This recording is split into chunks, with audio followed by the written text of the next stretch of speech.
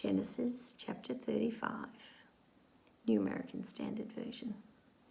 Then God said to Jacob, "Arise, go up to Bethel and live there, and make an altar there to God, who appeared to you when you fled from your brother Esau." So Jacob said to his household and to all who were with him, "Remove the foreign gods which are among you, and purify yourself, and change your garments. And let's arise and go up to Bethel, and I will make an altar there to God, who answered me on the day of my distress, and has been with me wherever I have gone." So they gave Jacob all the foreign gods which they had, and the rings which were in their ears, and Jacob hid them under the oak which was near Shechem. As they journeyed there, a great terror upon the cities which were around them, and they did not pursue the sons of Jacob. So Jacob came to Luz, that is Bethel, which is in the land of Canaan, he and all the people who were with him. There he built an altar there, and he called that place El Bethel, because there God had revealed himself to him when he fled from his brother. Now Deborah, Rebekah's nurse, died, and she was buried below Bethel under the oak, and it was named Allon Bacuth. Then God appeared to Jacob again, and when he came from Paddan Aram, and he blessed him. God said to him, "Your name is Jacob. You shall no longer be called Jacob, but Israel shall be your name." So he called him Israel.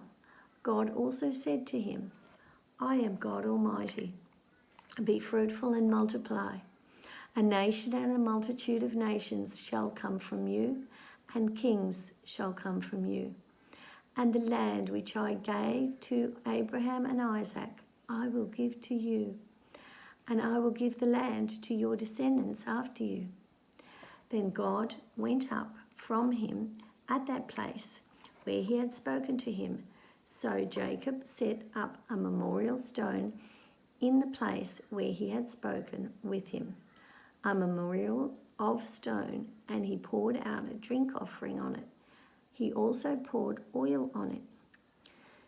And Jacob named the place where God had spoken with him Bethel.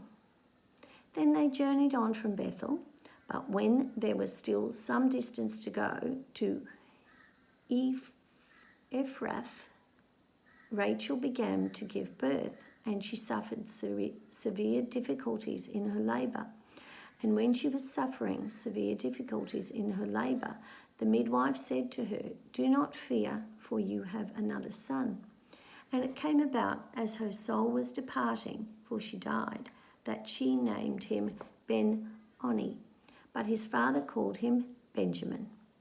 So Rachel died and was buried on the way to Ephrath, that is Bethlehem.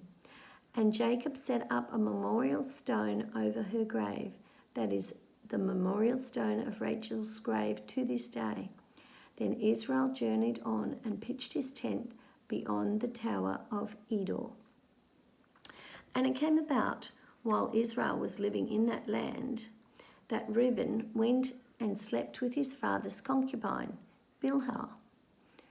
And Israel heard about it. Now there were 12 sons of Jacob.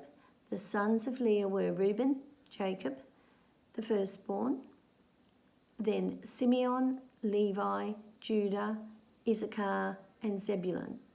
The sons of Rachel were Joseph and Benjamin.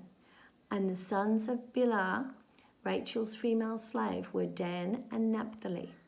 And the sons of Zilpah, Leah's female slave, were Gad and Asher. These were the sons of Jacob who were born to him in Paddan Aram. Jacob came to his father Isaac at Mamre of Kiriath Arba, that is Hebron, where Abraham and Isaac had resided. Now the days of Isaac were 180 years. Then Isaac breathed his last and died, and was gathered to his people, an old man of ripe age, and his sons Esau and Jacob buried him.